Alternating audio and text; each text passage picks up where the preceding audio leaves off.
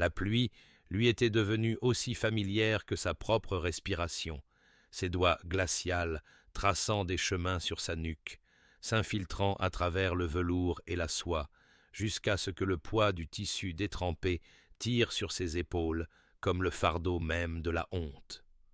Londres, en cet automne de 1817, semblait perpétuellement grise, le ciel une voûte d'étain qui déversait ses réserves sur la ville avec une générosité implacable,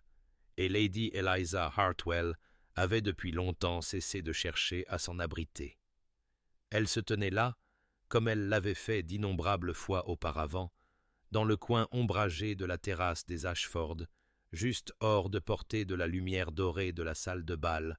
observant les danseurs tournoyer et scintiller à travers les fenêtres zébrées de pluie, telles des figurines dans une boîte à musique qu'il lui était interdit de toucher. 8 ans. 8 ans de ce rituel singulier, de cette présence fantomatique à des festivités destinées aux vivants, et pourtant elle venait encore, sa présence une pénitence silencieuse pour des péchés qui n'étaient pas les siens, mais qui s'accrochaient néanmoins à elle. La musique lui parvenait par vagues étouffées, une valse qu'elle reconnaissait, issue de temps plus heureux, et elle s'accorda la dangereuse indulgence du souvenir. Elle-même à 17 ans, avant le scandale, avant que la disgrâce de son père ne soit étalée dans toutes les gazettes à scandale de Londres, avant que le détournement de fonds et la ruine n'aient transformé le nom de Hartwell de respectable à imprononçable. Elle regarda une jeune femme en soie rose rire de quelque chose que son partenaire lui disait, la tête renversée en arrière, avec la joie insouciante de celle qui n'avait jamais su ce que signifiait ne pas être la bienvenue.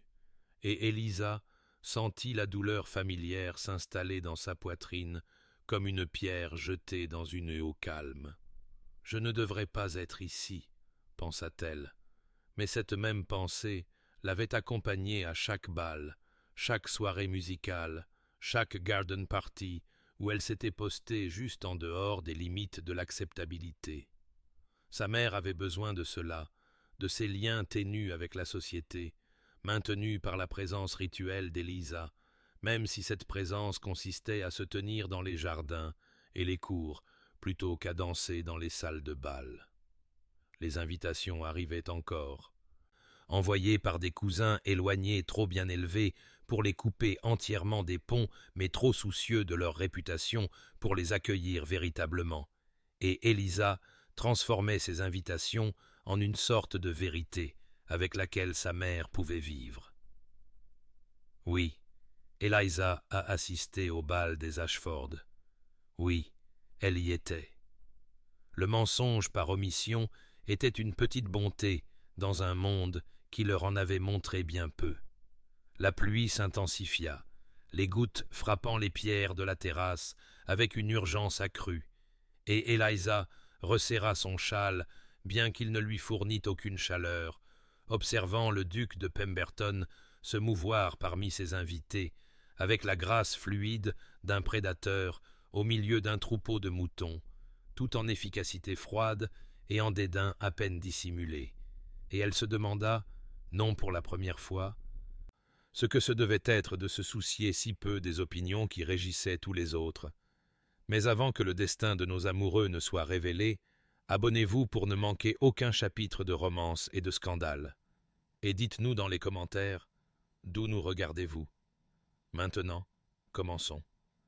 Julian Ashford, duc de Pemberton, avait perfectionné l'art de paraître intéressé tout en ne ressentant rien, une compétence qui le servait bien lors des interminables obligations sociales que sa position exigeait, et le bal de ce soir, tenu dans sa propre salle de bal, bien qu'il eût préféré être n'importe où ailleurs, ne faisait pas exception à l'ennui qui caractérisait de tels rassemblements. Il se déplaçait dans la foule avec l'efficacité d'un homme accomplissant une tâche désagréable mais nécessaire, acceptant les félicitations pour le succès de l'événement avec un minimum de reconnaissance, déviant avec une aisance consommée les tentatives de plus en plus désespérées des mères de pousser leurs filles sur son chemin, et maintenant cette expression de civilité froide qui était devenue autant son armure que les vêtements de soirée parfaitement coupés qu'il portait. Le mariage ne l'attirait nullement, malgré la pression incessante de la société et de ses propres avocats qui s'inquiétaient de la succession, car il avait observé trop clairement ce qui passait pour de l'affection dans sa classe sociale. Les alliances calculées, les échanges mercenaires de la beauté contre un titre ou de la fortune contre un nom, les performances superficielles qui se dissolvaient en un mépris mutuel quelques mois après le mariage. Il ne voulait rien de tout cela, préférait sa solitude à la compagnie de demoiselles minaudières qui ne voyaient que sa richesse et sa position, qui jouaient un charme étudié avec l'authenticité d'actrice dans une pièce particulièrement fastidieuse, et il s'était depuis longtemps résigné à la probabilité qu'il mourrait sans héritier plutôt que de s'enchaîner à un tel vide. Pourtant, quelque chose attira son attention, alors qu'il se tenait près des porte-fenêtres de la terrasse, écoutant ostensiblement Lord Wetherby pérorer sur les rendements des récoltes. Un mouvement au-delà de la vitre zébrée de pluie, une silhouette immobile sous l'averse, là où aucune personne sensée ne se serait aventurée. Sa première réaction fut l'irritation que quelqu'un ait pu errer dans son jardin pendant l'orage, créant un scandale potentiel ou, au minimum, l'obligeant à envoyer des domestiques pour récupérer quelques gentleman éméchés ou une débutante hystérique.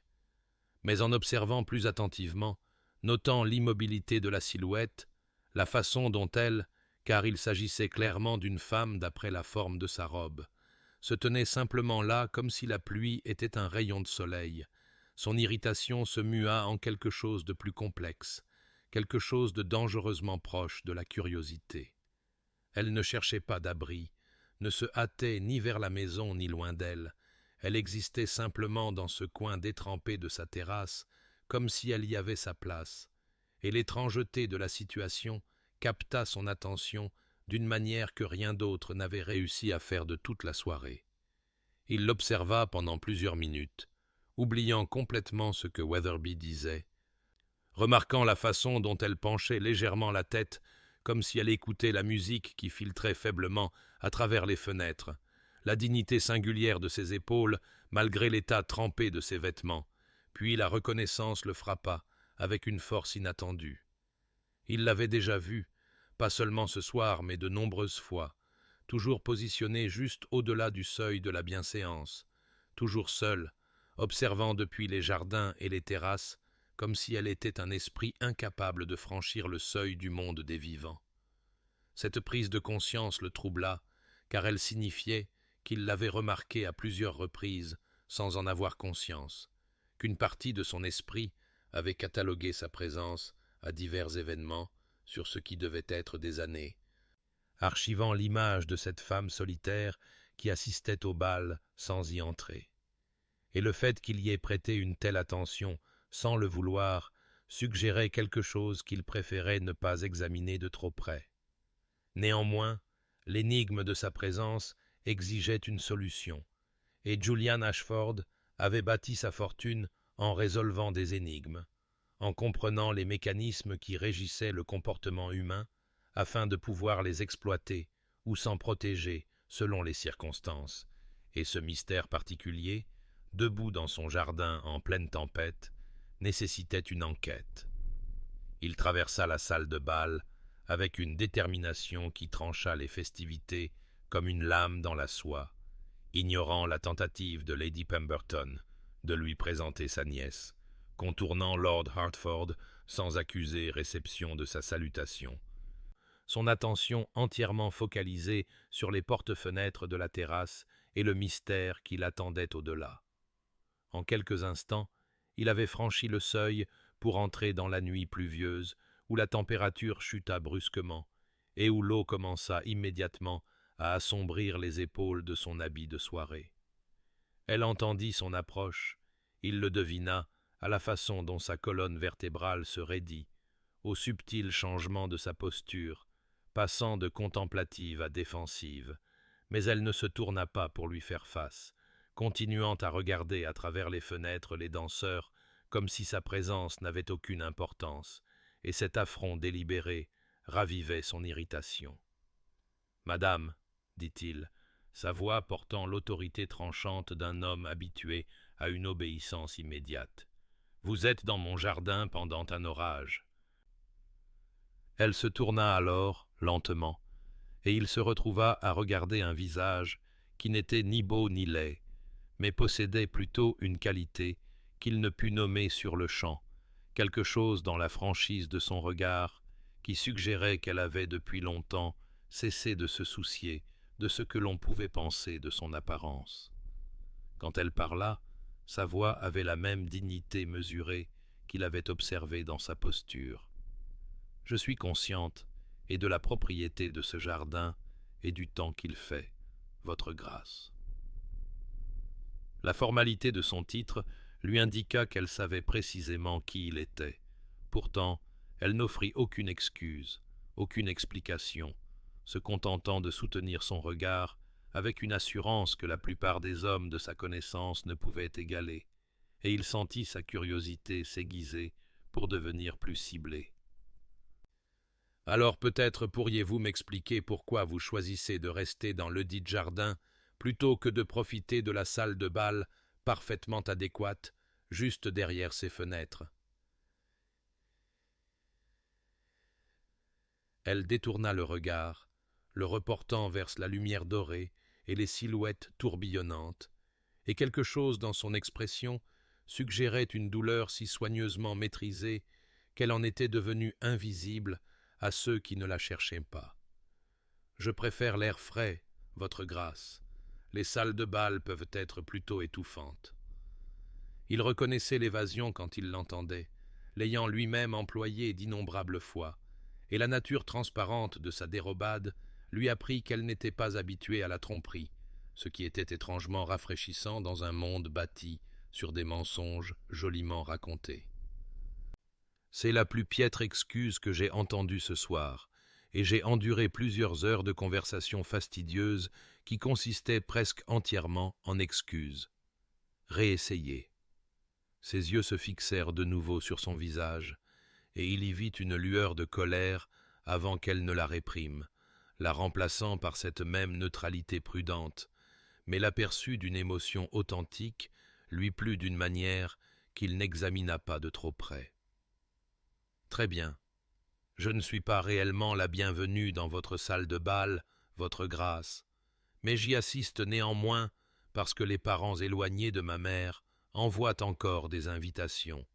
et elle a besoin de tous les fils de connexion à la société que nous pouvons maintenir. Rester ici lui permet de dire en toute vérité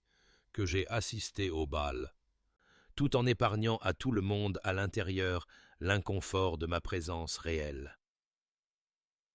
La franchise de ses propos le laissa silencieux un instant, l'aveu brutal, livré sans apitoiement ni fioriture dramatique, simplement énoncé comme un fait, et il se surprit à réviser son évaluation initiale d'elle. Ce n'était pas une jeune fille sotte cherchant l'attention par un comportement théâtral,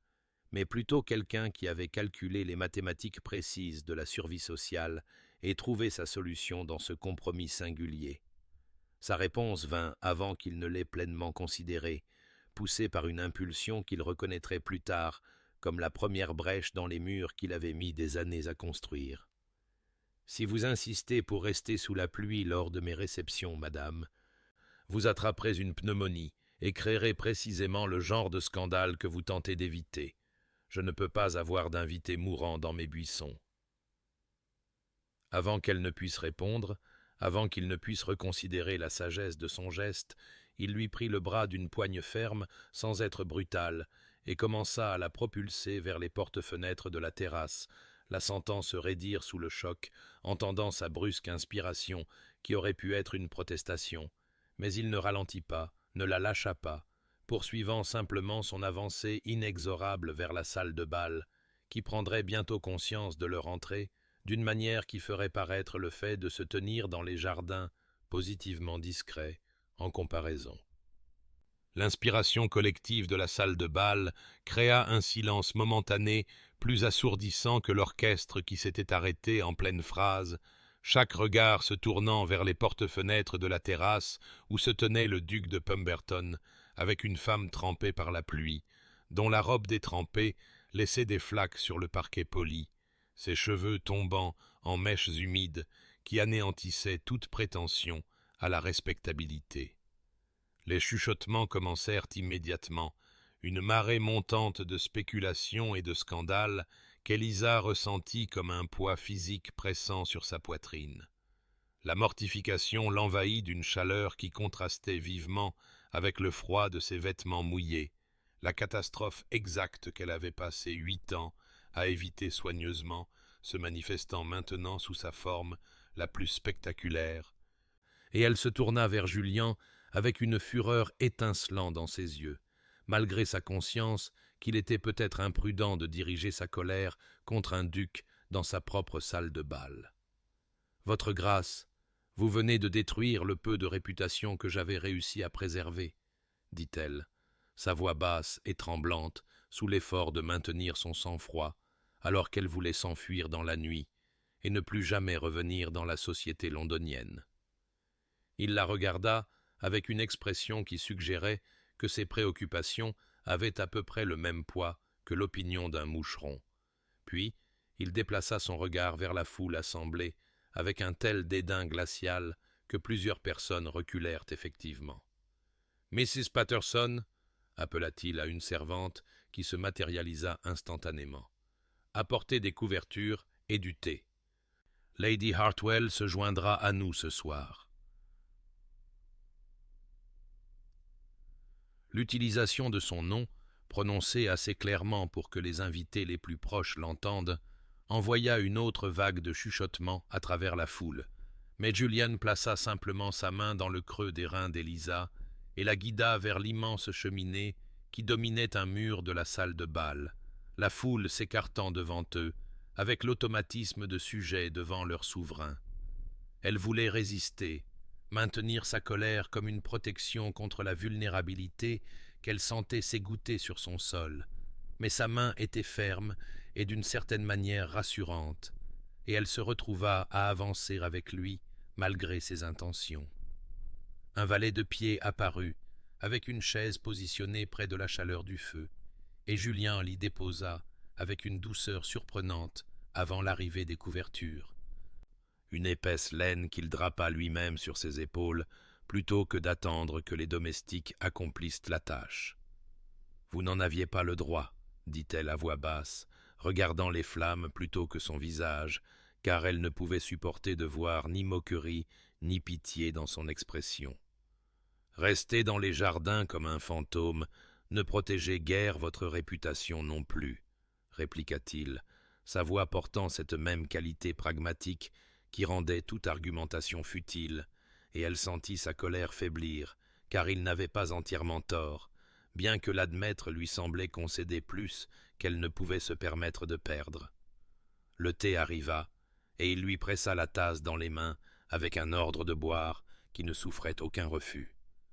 Puis se tourna pour observer sa salle de bal, où les invités planaient encore en groupes incertains,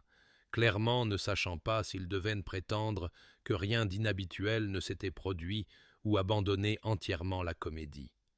Son regard les balaya avec l'efficacité d'une faux dans un champ de blé, et les conversations reprirent avec une normalité forcée, bien qu'Élisa remarqua que de nombreuses personnes jetaient des regards furtifs vers la cheminée où elle était assise, enveloppée dans des couvertures comme une naufragée, plutôt qu'une invitée convenable. « Ils me regardent tous, » murmura-t-elle, l'humiliation enrobant chaque mot. « Qu'ils regardent, » répondit Julien, avec une indifférence si totale qu'elle leva les yeux vers lui avec surprise, voyant sur son visage une expression de certitude absolue, comme si les opinions de toutes les personnes dans cette pièce réunie ne pouvaient égaler le poids d'une seule de ses décisions, et elle réalisa avec un choc qu'il se souciait véritablement de ce que personne ne pensait, possédant une liberté vis-à-vis du jugement social qu'elle n'avait jamais cru possible, et cette reconnaissance changea quelque chose dans sa compréhension de lui et du monde dans lequel il se mouvait avec une confiance si imperméable. La chaleur du feu commença à pénétrer le froid qui s'était installé jusqu'aux os d'Élisa, et alors que la sensation revenait dans ses doigts enroulés autour de la tasse de thé, elle prit conscience que Julian s'était installé dans un fauteuil en face du sien, sa posture suggérant qu'il n'avait aucune intention de bouger tant que sa curiosité ne serait pas satisfaite. Quand il parla, sa voix portait le même ton autoritaire qu'il aurait pu utiliser dans une négociation commerciale. « Maintenant, Lady Hartwell, je crois que vous me devez une explication complète plutôt que la version abrégée que vous m'avez fournie dans le jardin. » Elle le regarda en face, voyant dans la fermeté de sa mâchoire et la franchise de son regard que toute dérobade serait vaine, et elle se sentit étrangement soulagée de dire la vérité à quelqu'un qui semblait peu susceptible d'offrir une fausse sympathie ou un jugement moral. « Mon père, Lord Hartwell, a été découvert il y a 8 ans pour avoir détourné des sommes considérables de plusieurs familles nobles auprès desquelles il détenait des fiducies financières. Le scandale fut énorme, comme vous pouvez l'imaginer. Il est mort peu après la révélation, que ce soit de honte ou de maladie. Je ne saurais le dire avec certitude, bien que je soupçonne que la première ait hâté la seconde. » Elle fit une pause, guettant dans l'expression de Julien des signes du dégoût ou de la pitié qu'elle avait si souvent vus, mais son visage resta neutre, simplement attentif, et elle continua. « Il nous a laissés, ma mère et moi, avec rien d'autre que des dettes et la disgrâce. Nous avons perdu notre maison, la plupart de nos biens, tout ce qui aurait pu nous fournir un revenu. Les cousins éloignés de ma mère, les Weatherby, ont eu pitié de nous au point de nous fournir une petite maison et une allocation minimale, mais ils ont clairement indiqué que nous étions un fardeau honteux qu'ils supportaient par obligation familiale plutôt que par affection. Ils envoient encore des invitations aux grands événements sociaux parce que nous exclure entièrement reconnaîtrait le lien qu'ils préfèrent minimiser, mais tout le monde comprend que je ne suis pas réellement la bienvenue. » Elle le regarda droit dans les yeux, refusant de détourner le regard malgré la vulnérabilité de l'aveu. Ma mère s'accroche à ces invitations comme à la preuve que nous n'avons pas été complètement rejetés par la société, que peut-être un jour le scandale s'estompera assez pour que nous retrouvions une certaine respectabilité. J'y assiste parce qu'elle a besoin de croire que je fais des efforts pour réhabiliter notre position,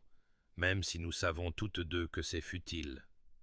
Rester à l'extérieur me permet de dire en toute vérité que j'étais présente sans forcer quiconque à endurer ma compagnie.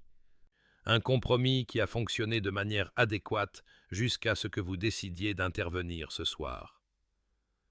Julian absorba cette information en silence, les doigts joints sous son menton dans une attitude de contemplation, et Élisa vit quelque chose changer derrière ses yeux,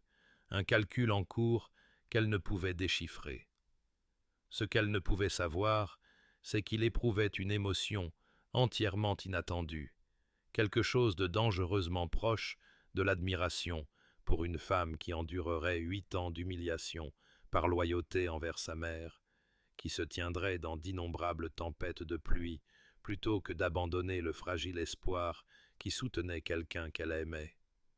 Et la reconnaissance d'un tel caractère dans un monde qu'il avait depuis longtemps rejeté comme uniformément superficiel le troubla profondément. Il prit une décision à cet instant, impulsive et inhabituelle, poussé par une impulsion qu'il passerait un temps considérable à tenter de rationaliser dans les jours qui suivirent. « Vous assisterez au reste de ce bal convenablement, Lady Hartwell, en tant que mon invité. Quiconque s'oppose à votre présence peut quitter ma maison. » Elle le dévisagea, incrédule, certaine d'avoir mal entendu, mais son expression tenait d'une certitude absolue, le regard d'un homme qui avait émis un édit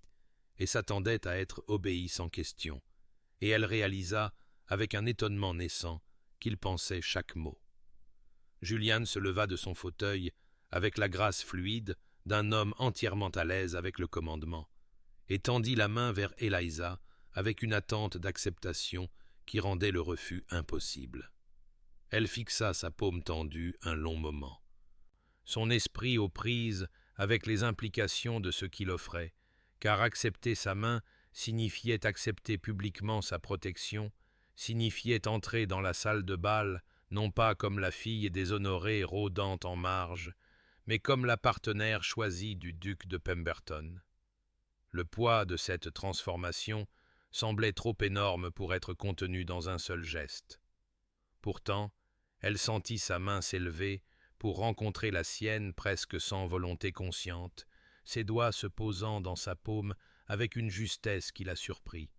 et il la fit se relever avec une fermeté douce avant de placer son autre main dans le creux de son dos et de la guider vers le centre de la salle de bal où les couples évoluaient au rythme d'une valse. La foule s'écarta devant eux avec la même déférence automatique qu'auparavant,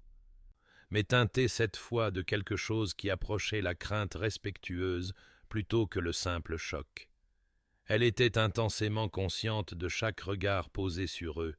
des murmures qui suivaient dans leur sillage comme la traîne d'une robe invisible.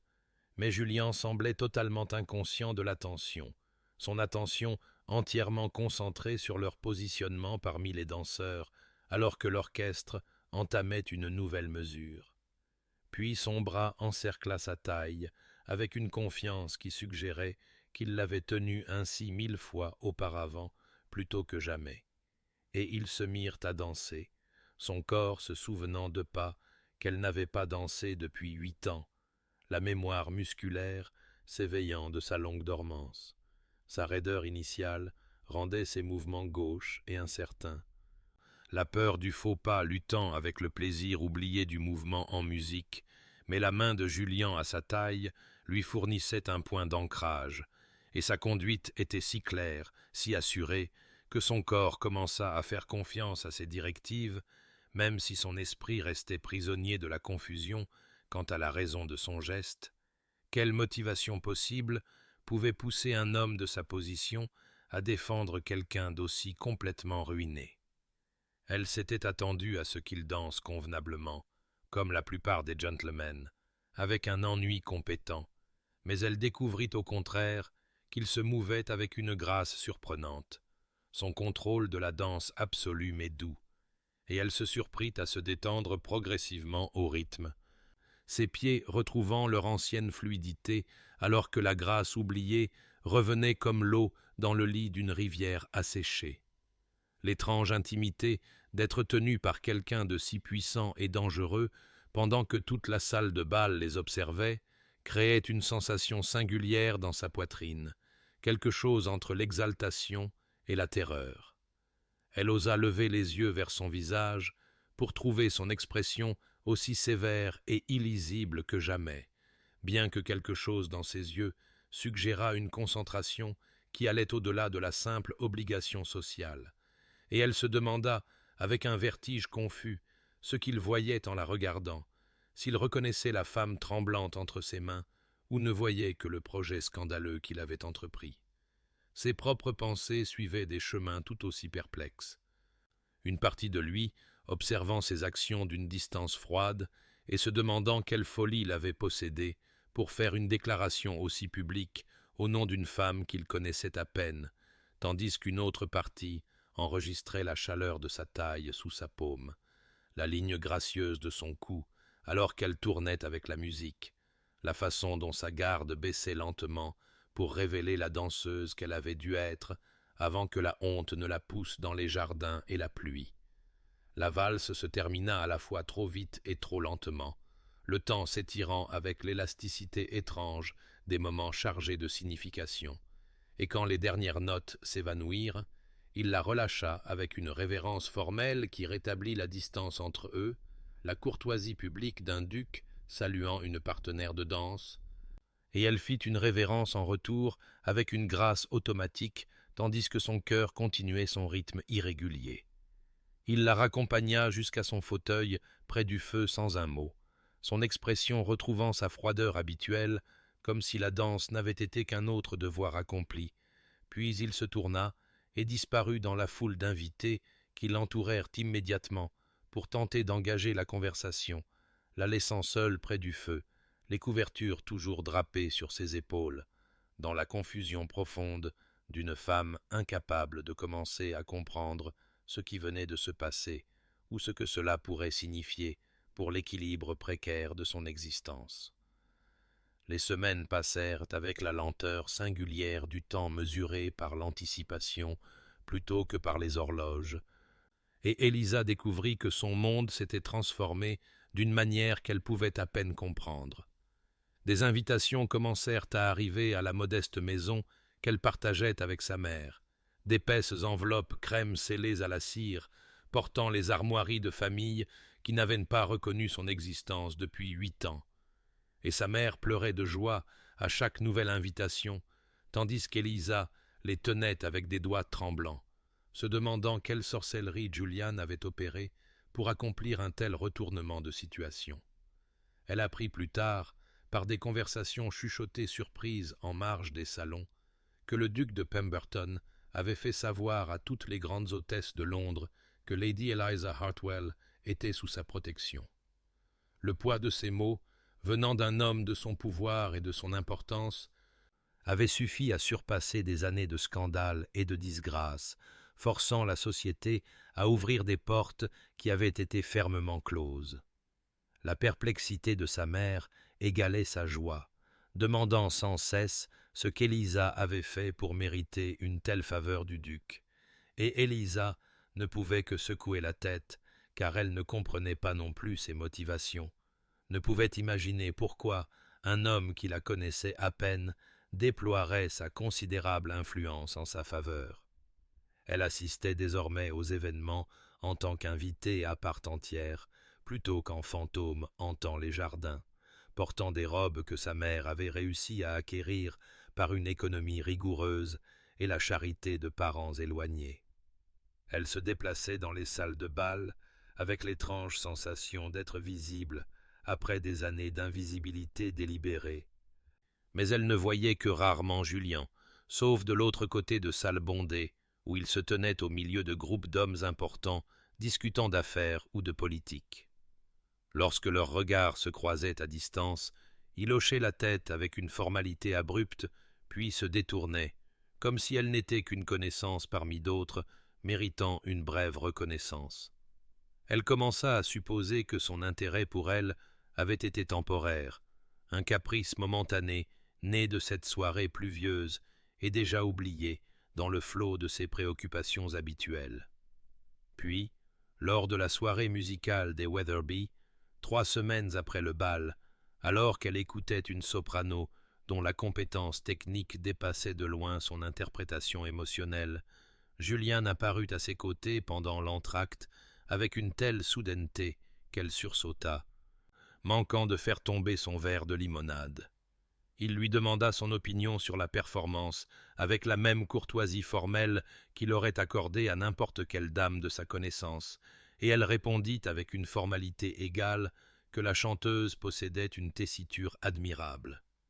Ils parlèrent pendant peut-être 3 minutes de musique, de météo et d'autres sujets sans aucune conséquence avant qu'il ne s'incline et se retire, la laissant confuse et étrangement déçue par la brièveté et l'impersonnalité de leur échange. Pourtant, elle remarqua qu'il l'avait cherché spécifiquement, traversant la pièce pour se tenir à ses côtés, alors qu'il aurait pu rester avec les gentlemen près des fenêtres. Cette prise de conscience créa une petite chaleur dans sa poitrine qu'elle s'efforça de rejeter comme étant sans importance. Un schéma commença à s'établir au cours des semaines suivantes, assez subtil pour qu'elle se demande si elle n'imaginait pas une signification là où il n'y en avait aucune, mais assez persistant pour qu'elle ne puisse l'écarter entièrement. Il apparaissait aux événements où elle se rendait, se matérialisait à ses côtés au moment où elle se tenait seule, lui parlait brièvement de choses sans importance, ne révélait absolument rien de ses pensées ou de ses sentiments, puis se retirait pour reprendre son rôle de duc de Pemberton, froid et calculateur, que tout le monde craignait et que personne ne connaissait vraiment. Elle se surprit à guetter ces moments avec une anticipation qui la troublait, car cela suggérait qu'elle se souciait plus que de raison de l'attention d'un homme dont les motivations restaient totalement opaques à sa compréhension. L'automne arriva avec sa mélancolie caractéristique, peignant Londres de nuances d'ambre et de rouille qui semblaient faire écho à l'incertitude colorant les jours d'Élisa. Avec le changement de saison, survint un développement inattendu qui plongea sa mère et elle dans une nouvelle confusion, car Juliane commença à se présenter à leur modeste demeure les mardis après-midi avec une telle régularité que les voisins se mirent à remarquer et à chuchoter derrière leurs rideaux. Le but déclaré de ces visites était d'ordre commercial, lié à la succession de son défunt père, une affaire compliquée impliquant des dettes impayées et des revendications de propriété qui nécessitaient la signature de sa mère sur divers documents.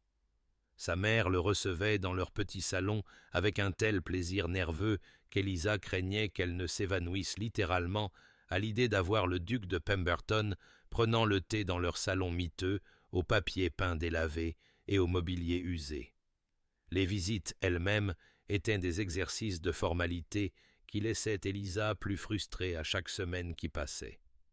Juliane arrivait précisément à 3 heures, passait exactement 45 minutes à discuter de questions financières fastidieuses avec sa mère, en jetant à peine un regard dans la direction d'Élisa, acceptait une tasse de thé servie dans leur deuxième meilleur service en porcelaine, puis repartait avec la même courtoisie froide qu'il aurait montrée à n'importe quelle connaissance mineure. Pourtant, il revenait chaque mardi sans faute, comme attiré par une obligation qu'il n'expliquait jamais.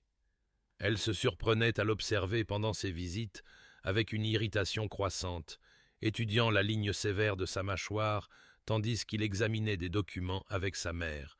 la façon dont ses longs doigts tenaient sa tasse de thé avec une délicatesse inattendue, les moments occasionnels où ses yeux se posaient sur elle puis s'en détournaient comme s'il s'était surpris à commettre quelque inconvenance. Elle ne pouvait sonder le jeu auquel il jouait, ni comprendre pourquoi il se donnait la peine de venir s'il avait l'intention de maintenir une telle distance rigide. Après 6 semaines de ce schéma exaspérant, elle ne put le supporter plus longtemps.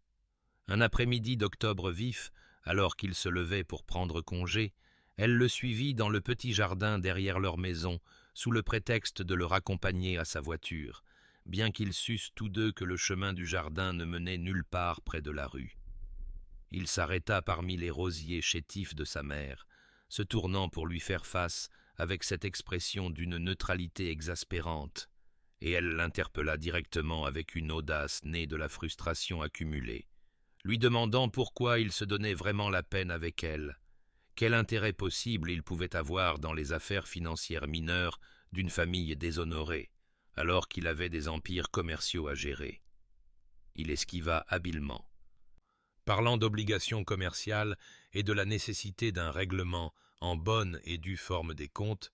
sa voix portant ce même détachement froid qu'il utilisait dans chaque conversation, mais elle avait appris à lire les signes subtils de son malaise dans la façon dont ses épaules se tendaient légèrement. Elle insista, lui disant qu'elle n'était pas une idiote à apaiser avec des mensonges commodes. Le silence entre eux s'étira, tendu comme un fil, et elle vit quelque chose bouger derrière ses yeux, un calcul interne en cours, avant qu'il ne parle enfin avec une concision inhabituelle, disant qu'il trouvait sa compagnie tolérable comparée à la vacuité habituelle de la société. Les mots furent livrés comme s'ils lui avaient été arrachés contre sa volonté, représentant peut-être la chose la plus proche d'un compliment qu'il ait jamais fait à quiconque. L'aveu flotta dans l'air frais de l'automne entre eux, et Élisa sentit son irritation se transformer en quelque chose de plus chaud et de plus dangereux, un petit sourire menaçant les coins de sa bouche malgré tous ses efforts pour maintenir sa dignité. Pendant un bref instant, Son expression s'adoucit de manière presque imperceptible avant qu'il ne se reprenne et ne retrouve sa froideur habituelle, s'inclinant formellement et se retirant vers sa voiture en attente, tandis qu'elle restait parmi les roses mourantes, se demandant ce que cela signifiait que le redoutable duc de Pemberton la trouva tolérable, et si tolérable pouvait être son mot pour quelque chose qu'il ne pouvait encore nommer. Julian était assis dans son bureau bien après minuit, fixant les registres devant lui, sans voir les chiffres, car son esprit était devenu un instrument peu fiable qui insistait pour convoquer des images d'Eliza Hartwell aux moments les plus inopportuns. La façon dont elle avait presque souri dans le jardin quand il avait qualifié sa compagnie de tolérable, la grâce particulière de ses mains quand elle versait le thé, l'intelligence dans ses yeux quand elle le surprenait en pleine évasion. Il reconnaissait ces intrusions pour ce qu'elles étaient, avec la même clarté froide qu'il appliquait à l'analyse commerciale, comprenant qu'il développait des sentiments pour elle et que de tels sentiments représentaient une dangereuse vulnérabilité qu'il s'était juré de ne jamais se permettre. Son passé se dressait autour de lui, dans l'obscurité silencieuse, comme des fantômes accusateurs. Les souvenirs de son père rentrant ivre des tripots, des créanciers frappant aux portes pendant que sa mère pleurait dans ses appartements, du démembrement lent du domaine familial, morceau par morceau, jusqu'à ce qu'il ne reste que des dettes, la honte et un titre de duc qui n'existait que de nom, dépouillé de toute la substance matérielle qui aurait dû accompagner un tel rang. Il avait 16 ans quand son père s'était finalement tué à boire, 16 ans quand il avait hérité d'un legs de ruines et de disgrâce, et il avait tout reconstruit par une détermination et un calcul purement impitoyables qui ne laissaient aucune place au sentiment ou à la faiblesse. Traitant chaque affaire commerciale comme une guerre et chaque interaction sociale comme une stratégie, érigeant des murs autour de lui si hauts et si épais que rien ne pouvait pénétrer jusqu'au noyau vulnérable où vivait encore le garçon effrayé. Il s'était alors promis qu'il ne serait jamais faible comme son père l'avait été, qu'il ne laisserait jamais l'émotion l'emporter sur le jugement, qu'il ne se permettrait jamais de tenir à quelque chose au point que sa perte puisse le détruire. Et il avait tenu cette promesse pendant 15 ans, avec une discipline parfaite, jusqu'à ce qu'Elisa apparaisse dans sa vie comme une pluie, s'infiltrant à travers la pierre, persistante, patiente et totalement indifférente à ses défenses. Ce qui le troublait le plus profondément n'était pas le fait de son attirance pour elle, mais sa nature, car il se sentait attiré non pas par une beauté conventionnelle ou une grâce sociale, mais par des qualités qu'il s'était convaincu ne pas exister, sa dignité tranquille face à des années d'humiliation, sa loyauté envers une mère qui ne pouvait rien lui offrir en retour, son absence totale de prétention ou de manipulation, la façon dont elle endurait plutôt que de se plaindre, se tenait sous la pluie plutôt que d'abandonner ses principes. Il se surprenait à penser à elle à des moments étranges, pendant des réunions d'affaires, se demandant ce qu'elle pourrait dire d'une entreprise proposée, imaginant sa réaction à diverses situations, et ses invasions mentales le troublaient, car elles suggéraient qu'elle avait déjà franchi son isolement soigneusement, entretenu sans sa permission consciente. La prise de conscience qu'il était vulnérable à elle, qu'elle possédait le pouvoir de le blesser simplement en existant puis en partant potentiellement, créa dans sa poitrine une panique qu'il reconnaissait de son enfance, cette terreur familière de l'impuissance et de la perte. Il prit la décision, avec une brutalité caractéristique, qu'il devait s'éloigner immédiatement avant que cette faiblesse ne progresse au-delà de sa capacité à la contenir. Il cessa de se présenter les mardis après-midi, cessa de la chercher lors des événements sociaux, évita tout rassemblement où il savait qu'elle pourrait apparaître, et se dit qu'il était pratique et protecteur, tout en ignorant le vide douloureux qui se creusait dans sa poitrine chaque fois qu'il pensait à elle, debout dans un jardin, se demandant pourquoi il l'avait abandonnée sans explication, bien qu'il se soit assuré qu'elle serait soulagée plutôt que blessée, car quelle femme de bon sens voudrait de l'attention d'un homme aussi froid et abîmé qu'il était devenu. Le scandale éclata 3 semaines après le début de l'absence auto-imposée de Julian, avec la violence soudaine d'un orage d'été, bien que le froid de novembre se fût installé sur Londres et qu'il n'y eut rien d'estival dans les rumeurs vicieuses qui se propagèrent comme une contagion dans les salons et les clubs de gentlemen. L'ancien associé du père d'Eliza, un homme nommé Thomas Wickham, qui avait fui sur le continent des années plus tôt pour échapper à ses propres créanciers, revint à Londres avec une malice renouvelée et commença à répandre des rumeurs selon lesquelles la mère d'Eliza avait été complice dans le plan de détournement de fonds, qu'elle avait eu connaissance des crimes de son mari et avait aidé à les dissimuler, que la modeste veuve vivant de charité était en fait assise sur une fortune cachée volée à des familles nobles. Les accusations étaient absurdes pour quiconque connaissait le véritable dénuement dans lequel vivaient Eliza et sa mère, mais la société n'avait jamais eu besoin de vérité quand le scandale s'avérait plus divertissant, et les chuchotements se multiplièrent à chaque répétition jusqu'à devenir un fait accepté dans certains cercles, transformant la sympathie pour une veuve déshonorée en mépris pour une criminelle présumée. Les invitations qui avaient commencé à arriver après la protection de Julian cessèrent aussi brusquement qu'elles avaient commencé,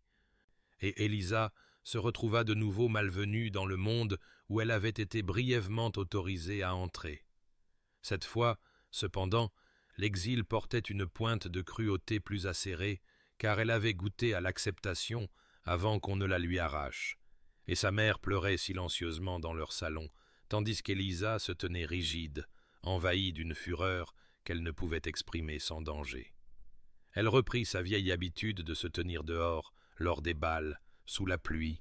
en partie par cette même loyauté obstinée envers sa mère, qui insistait pour qu'elle maintienne les apparences, mais aussi par une impulsion plus sombre qu'elle s'avouait à peine, un désir de témoigner de sa propre dégradation, de se tenir dans le froid et de regarder les lumières chaudes en sachant qu'elle ne serait plus jamais autorisée à entrer. Une forme d'autopunition pour l'espoir insensé qu'elle avait laissé prendre racine pendant ces semaines où Julian était venu chaque mardi et lui avait fait croire qu'elle méritait peut-être mieux qu'une pluie sans fin. Le soir du bal des Thornbury arriva avec la morosité caractéristique de novembre, la pluie tombant en nappes froides qui trempèrent sa cape en quelques minutes. Elle prit sa position familière dans le jardin, d'où elle pouvait voir les fenêtres de la salle de bal flamboyantes de lumière et de mouvement, mais cette fois, elle n'était pas seule dans sa vigile. De jeunes hommes avaient commencé à sortir spécifiquement pour se moquer d'elle, pour pointer du doigt et rire de la fille du détourneur de fonds se tenant sous la pluie comme un spectre gothique. Et ce soir-là, 3 d'entre eux l'approchèrent avec la cruauté désinvolte de ceux qui n'avaient jamais connu de véritables conséquences. Elle endura leur moquerie avec la dignité rigide qui était devenue son armure au cours de 8 années d'humiliation, refusant de reculer ou de répondre, restant absolument immobile tandis qu'il tournait autour d'elle, faisant des observations sur son apparence trempée et se demandant si elle attendait qu'un autre duc la sauve ou si elle avait enfin accepté sa juste place parmi les statues du jardin. Elle sentit quelque chose de froid et de dur se cristalliser dans sa poitrine. Ce n'était pas tout à fait du désespoir, car elle avait vécu trop longtemps avec le désespoir pour le confondre, mais plutôt une sorte de résignation à ce que sa vie serait simplement ainsi jusqu'à ce que l'âge ou la maladie la libère enfin de l'obligation d'endurer. Puis elle entendit le bruit d'une voiture arrivant en retard, ses roues éclaboussant les flaques d'eau, et elle sentit plus qu'elle ne vit l'attention de ses tortionnaires se déplacer vers le nouvel arrivant, leur moquerie s'éteignant dans un silence incertain. Quand elle leva enfin les yeux du sol où elle les avait fixés, elle vit Julian Ashford sortir de sa voiture avec une expression de fureur si glaciale que même à travers la pluie et l'obscurité, elle pouvait sentir le calme létal qui émanait de lui alors qu'il s'approchait d'un pas mesuré, celui d'un prédateur qui a repéré sa proie et n'est absolument pas pressé, car toute fuite est impossible. L'intervention de Julien fut rapide et dévastatrice dans sa précision, car il avait passé 15 ans à apprendre exactement où frapper pour causer le maximum de dégâts, et il appliqua cette connaissance maintenant avec une froideur chirurgicale en s'interposant entre Élisa et ses tortionnaires. Sa voix trancha la pluie avec une menace tranquille alors qu'il s'adressait aux 3 jeunes hommes par leur nom et leur titre, ce qui les déstabilisa déjà, car ils ne s'attendaient pas à être reconnus ou même remarqués par un duc. Il commença par le fils de Lord Ashworth, mentionnant sur un ton de conversation combien il serait regrettable que certaines dettes de jeu soient révélées, dettes que le père du jeune homme croyait réglées, mais que Julien savait, par hasard, être toujours dues à un usurier à la réputation douteuse. Et comment une telle information pourrait affecter la position de la famille si elle parvenait aux mauvaises oreilles, ce qui, bien sûr, n'arriverait pas à moins que Julien ne se sente obligé de la partager. Il se tourna ensuite vers l'honorable Mr. Fitzwilliam, observant presque agréablement que les fiançailles imminentes de sa sœur avec le marquis de Rothbury pourraient rencontrer des difficultés si le marquis apprenait la situation financière réelle de la famille, qui était considérablement plus précaire qu'il ne l'avait laissé paraître, une information que Julien possédait grâce à ses divers intérêts commerciaux, mais qu'il n'avait vu aucune raison de divulguer jusqu'à présent. Le 3e jeune homme, un héritier de baronnet, dont la suffisance s'était déjà effondrée pour laisser place à la terreur, ne reçut qu'une seule phrase sur la correspondance de sa mère avec un certain comte italien, livrée avec une implication si glaciale que le jeune homme blêmit et recula en trébuchant. Ils s'enfuirent avec une rapidité remarquable, manquant de se renverser dans leur hâte de retourner à la sécurité de la salle de bal,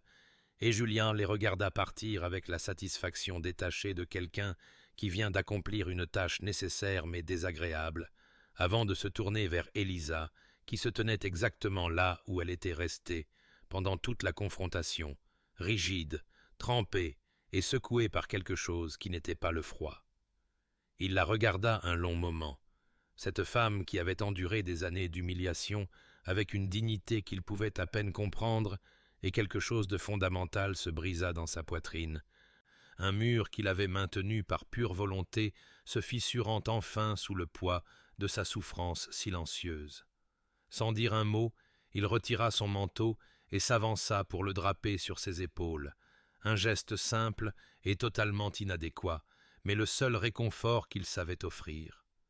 Il lui prit doucement le bras, si différemment de cette première nuit où il l'avait tirée à l'intérieur avec un ordre brusque, et la conduisit vers sa voiture en attente, tandis qu'elle marchait à ses côtés comme dans un rêve, son sang-froid se fracturant enfin, après des années, à se maintenir par la seule force de sa volonté. Dans l'intimité de la voiture, avec la pluie tambourinant sur le toit et l'obscurité les dissimulant au jugement du monde, elle se mit à pleurer avec un désespoir silencieux, des larmes coulant sur son visage, tandis qu'elle essayait inutilement de les arrêter, s'excusant dans un murmure brisé pour sa faiblesse.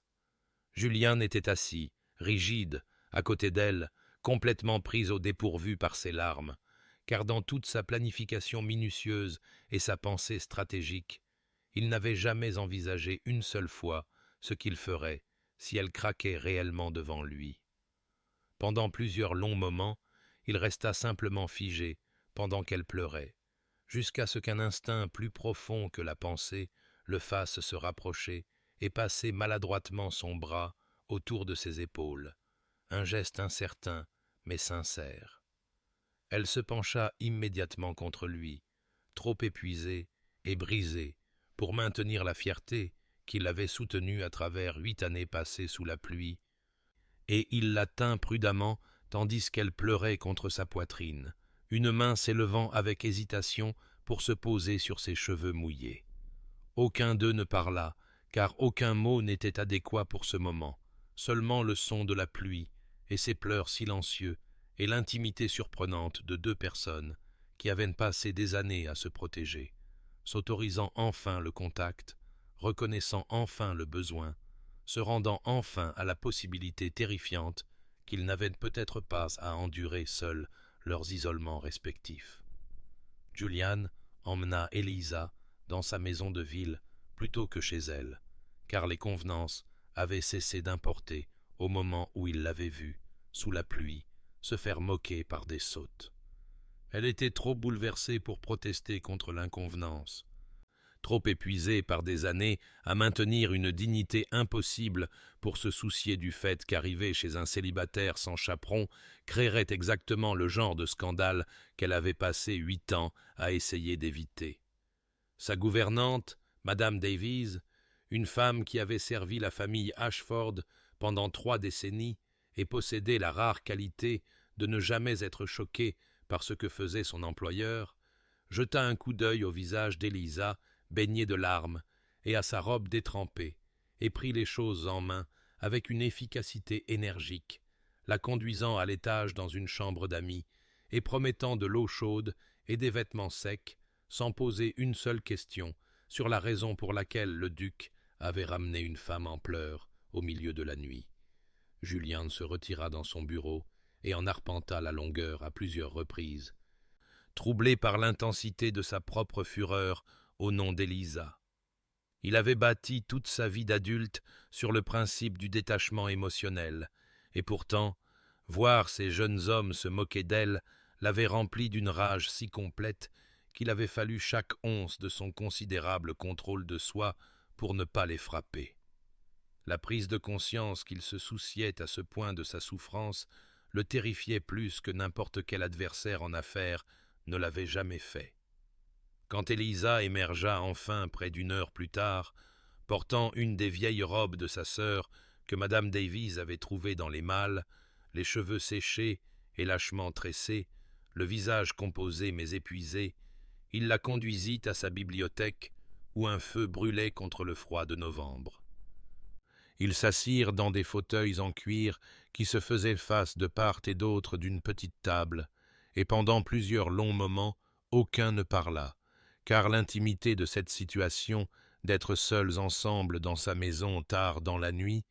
créait une sorte de silence qui semblait trop significatif pour être brisé à la légère.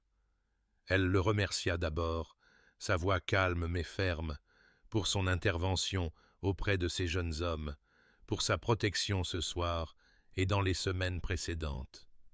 Puis elle dit ce qu'il redoutait qu'elle dise, qu'elle ne pouvait continuer à accepter son aide, car cela ne faisait qu'empirer les choses pour elle à la fin, attachant son nom au sien d'une manière qui finirait par lui nuire davantage quand il épouserait inévitablement quelqu'un d'approprié à son rang et qu'elle se retrouverait de nouveau seule,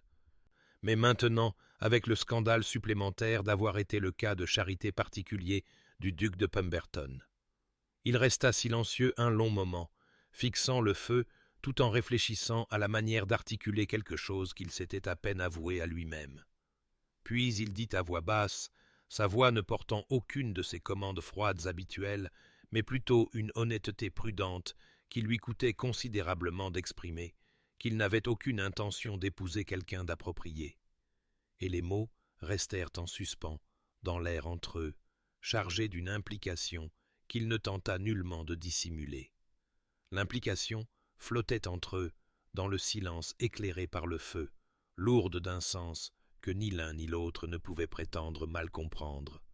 Eliza le dévisagea, l'incrédulité peinte sur ses traits épuisés, car elle avait sûrement mal entendu, sûrement le duc de Pemberton ne pouvait-il pas suggérer ce que ces mots semblaient suggérer. Julian soutint son regard, son expression ne révélant rien du tumulte qui agitait son calme soigneusement entretenu, et il commença à parler avec la délibération prudente de quelqu'un articulant des pensées qu'il n'avait jamais eu l'intention d'exprimer à haute voix. Il lui dit qu'il l'avait observée pendant 8 ans, bien qu'elle ne l'eût jamais su, qu'il l'avait remarquée pour la première fois devant son bal, sous la pluie, il y a 5 ans, durant cet hiver brutal où la neige s'était mêlée à une pluie verglaçante, et où, pourtant, elle était restée dans son jardin pendant près de 2 heures. Il admit qu'il avait été intrigué, même alors, par quelqu'un qui endurerait une telle épreuve plutôt que d'abandonner son devoir envers sa mère, qu'il s'était surpris à la chercher lors des événements suivants, remarquant sa présence dans les cours et sur les terrasses, observant sa dignité tranquille face à la cruauté de la société. Et quelque part, au cours de ces années, à la regarder se tenir seule par tous les temps, maintenant une grâce que la plupart des gens ne pouvaient atteindre dans la chaleur des salles de bal, il avait réalisé qu'elle possédait exactement le caractère qu'il avait toujours prétendu ne pas exister chez les femmes de leur classe.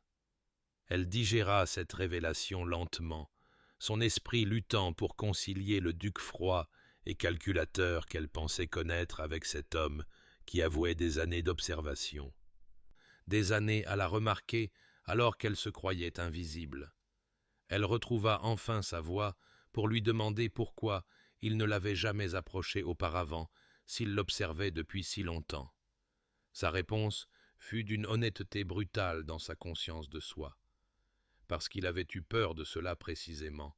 de tenir à quelqu'un au point que sa souffrance puisse le blesser,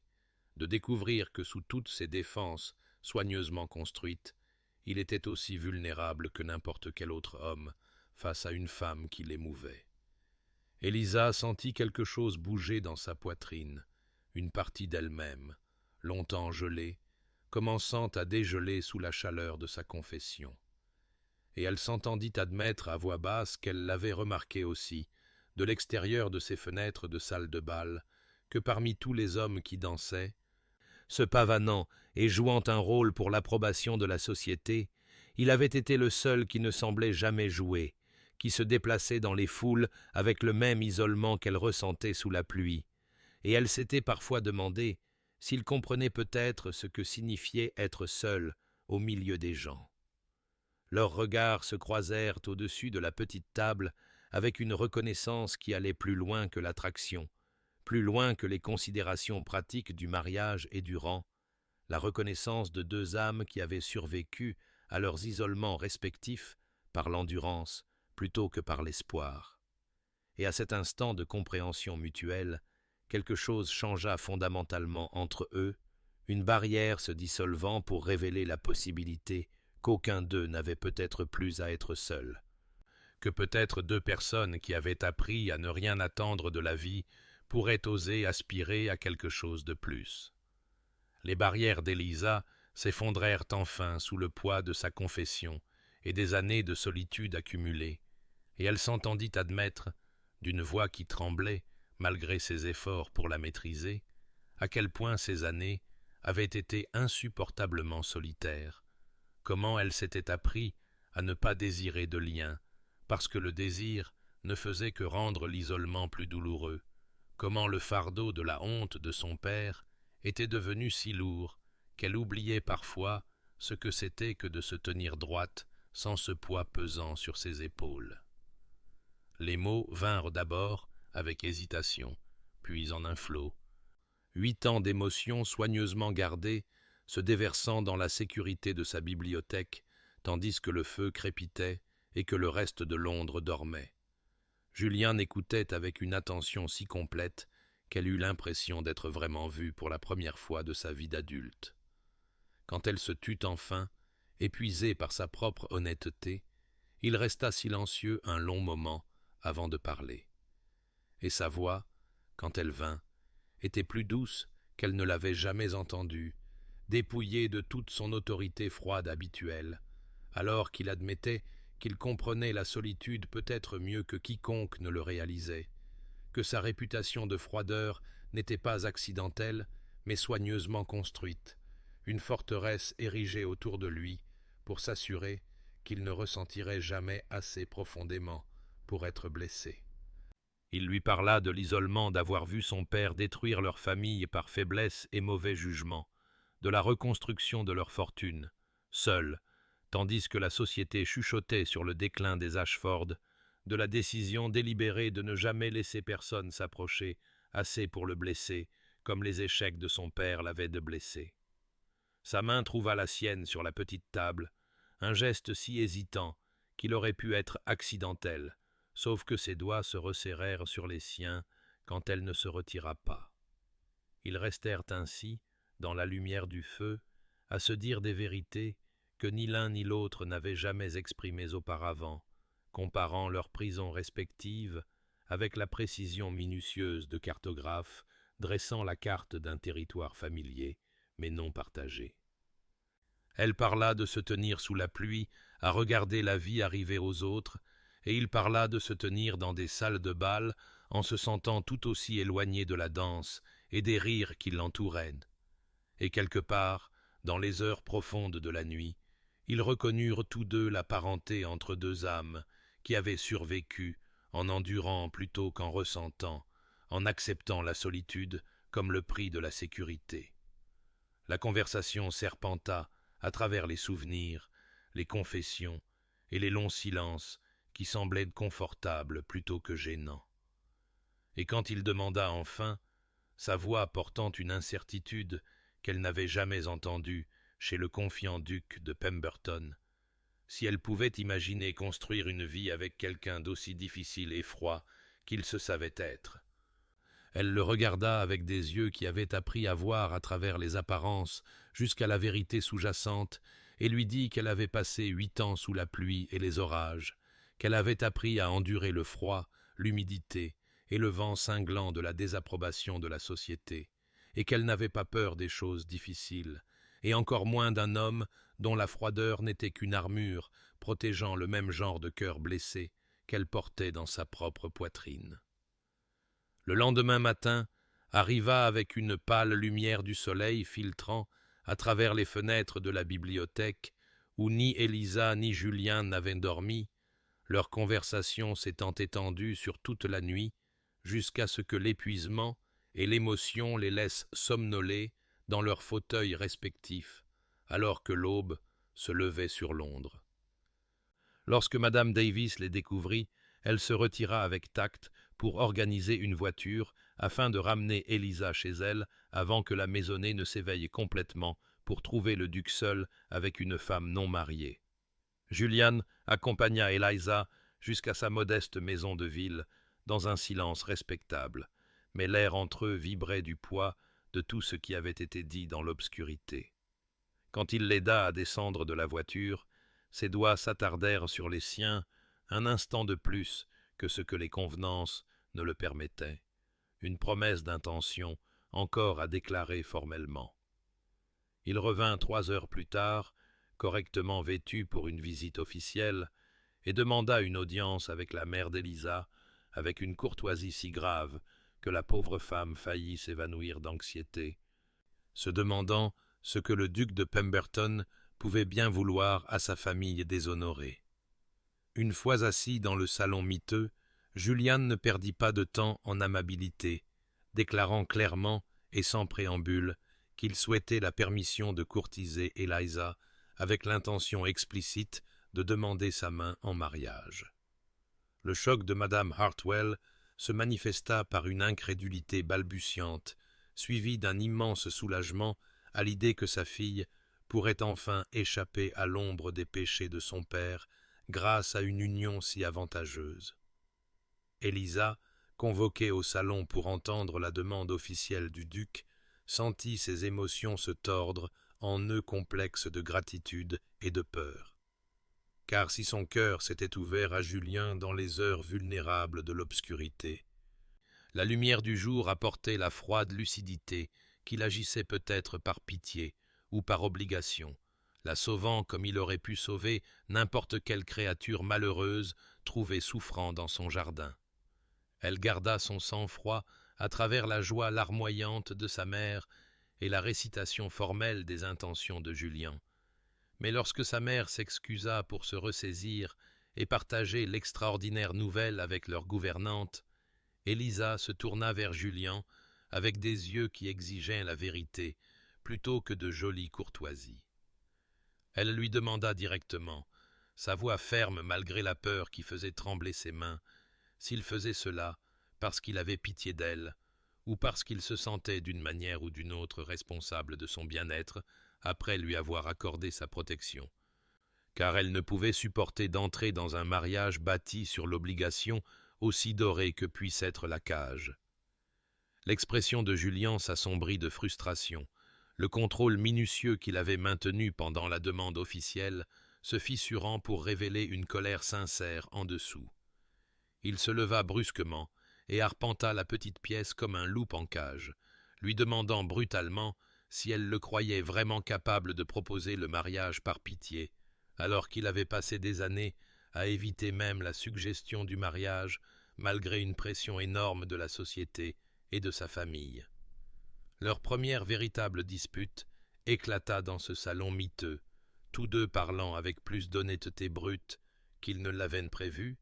ses accusations de noble sacrifice se heurtant à ses dénégations furieuses,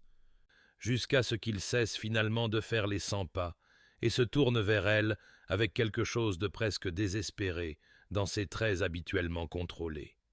Il lui dit, sa voix rauque d'une émotion qu'il n'essayait plus de déguiser, qu'il n'avait jamais de toute sa vie fait quoi que ce soit, par obligation, qu'il n'était pas absolument obligé de faire,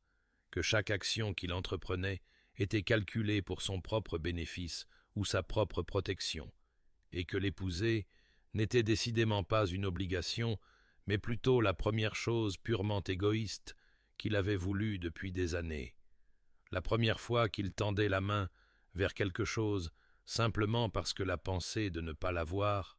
était insupportable. L'honnêteté brute de sa confession, dépouillée de tout langage courtois et de toute prétention romantique, la convainquit là où des mots plus jolis auraient échoué, car elle reconnut dans son aveu frustré le même égoïsme qu'elle ressentait lorsqu'elle imaginait un avenir sans lui.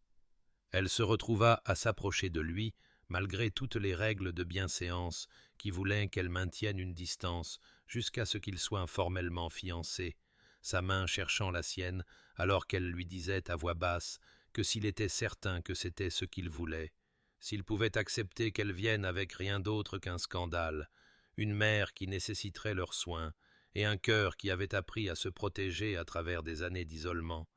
alors oui, elle aimerait beaucoup être courtisée par le duc de Pemberton, étant entendu qu'une telle cour mènerait au mariage s'ils découvraient tous deux qu'ils pouvaient construire une vie ensemble. La période des fiançailles se déroula sous le regard impitoyable de la société londonienne.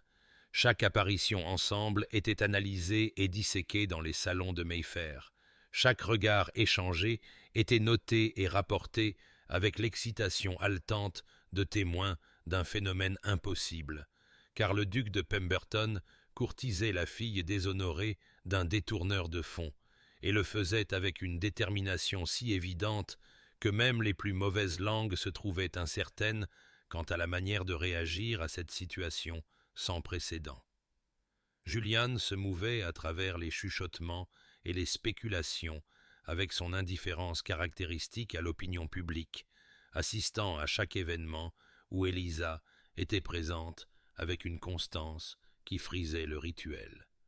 Sa présence stable et silencieuse à ses côtés servait à la fois de bouclier et de déclaration d'intention, devenant plus puissante à chaque semaine qui passait. Élisa, en revanche, restait douloureusement consciente de chaque commentaire chuchoté, de chaque sourcil levé, de chaque regard calculateur des matrones réévaluant leurs opinions uniquement sur la base de la faveur du duc. Le contraste entre son insouciance absolue et son hyperconscience d'être observé créait une étrange tension entre eux qui, d'une certaine manière, approfondissait leur lien plutôt que de l'affaiblir. Elle remarqua les petits gestes de protection qu'il offrait sans sembler réaliser qu'il les faisait, la façon dont il se positionnait légèrement derrière elle dans les pièces bondées pour qu'elle puisse sentir sa présence sans avoir à le chercher, la manière dont il lui apportait du thé préparé exactement comme elle le préférait sans jamais lui avoir demandé ses préférences, mais les ayant observées assez attentivement pour savoir qu'elle le prenait avec du miel plutôt que du sucre, et le préférait assez fort pour être presque amer.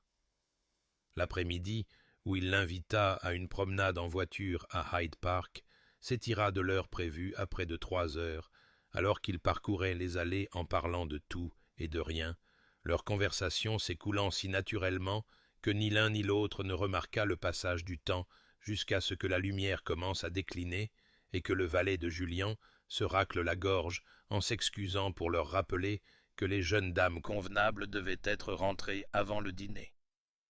La perception de la société changea progressivement sous la pression implacable de la richesse et du pouvoir de Juliane, combinée à la preuve indéniable de son attachement sincère. Les invitations qui avaient été prudemment étendues à Élisa commencèrent à arriver avec un véritable accueil plutôt qu'une obligation nerveuse, les hôtesses réalisant que Snobber, la future duchesse de Pemberton, serait considérablement plus dangereux que d'accepter le scandale des crimes de son père. La première fois que Lady Thornbury approcha Eliza lors d'une soirée musicale pour lui offrir des excuses guindées pour sa froideur passée, prétendant avoir été mal informée sur les circonstances de la mort de M. Hartwell, Eliza sentit ses émotions se tordre en nœuds complexes de justification et de ressentiment. Car si elle était reconnaissante de la restauration de sa position sociale, elle comprenait avec une lucidité sans faille que cette acceptation ne venait pas d'une réévaluation de sa valeur, mais purement de son attachement à un homme assez puissant pour forcer la main de la société. Cette connaissance la laissa à la fois reconnaissante et diminuée, sauvée, mais non rachetée pour ses propres mérites. Lorsqu'elle mentionna ses sentiments contradictoires à Julien lors de leur conversation privée suivante, il écouta avec cette attention totale qu'elle avait appris à chérir et lui dit tranquillement qu'il comprenait sa frustration, mais que la société n'avait jamais fonctionné au mérite et ne le ferait jamais, et que peut-être la meilleure vengeance était d'utiliser le pouvoir que son nom lui donnait pour étendre la même protection à d'autres qui, comme elle-même, en avaient eu besoin pendant si longtemps. Alors que les semaines de fiançailles s'approfondissaient pour devenir quelque chose de plus riche et de plus substantiel,